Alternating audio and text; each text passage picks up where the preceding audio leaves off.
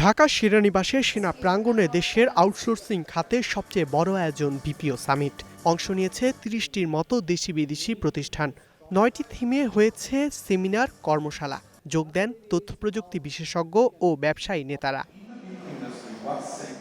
শেষ দিনে global partnership and future of outsourcing শীর্ষক সেমিনারে বক্তব্য রাখেন বিএনপি নেতা সাবেক বাণিজ্যমন্ত্রী আমির খসরু মাহমুদ চৌধুরী।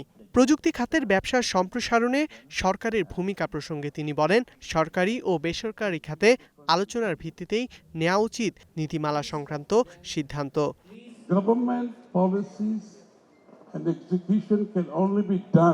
সরকারি নীতিমালা এবং তা কার্যকর হওয়া উচিত সরকারি বেসরকারি খাতের মতামতের সমন্বয়ে।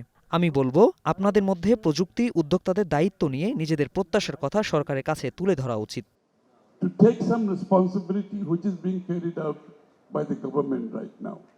ব্যবসা সহায়ক অঞ্চল হিসেবে বাংলাদেশের গুরুত্ব বিশ্বের কাছে তুলে ধরার তাগিদও দেন তিনি। সে লক্ষ্যে বিদেশি ব্যবসায়ীদের সঙ্গে যোগাযোগ স্থাপনে বেসরকারি খাতের ব্যবসায়ীদের এগিয়ে আসারও পরামর্শ দেন এই বিএনপি নেতা।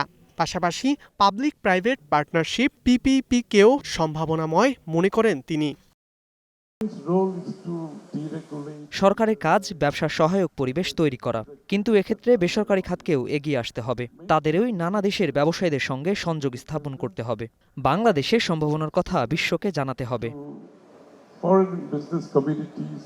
এদিকে তথ্য প্রযুক্তি শিল্পকে এগিয়ে নিতে পররাষ্ট্র মন্ত্রণালয়কে বিশেষ গুরুত্ব দেওয়ারও আহ্বান জানান তিনি।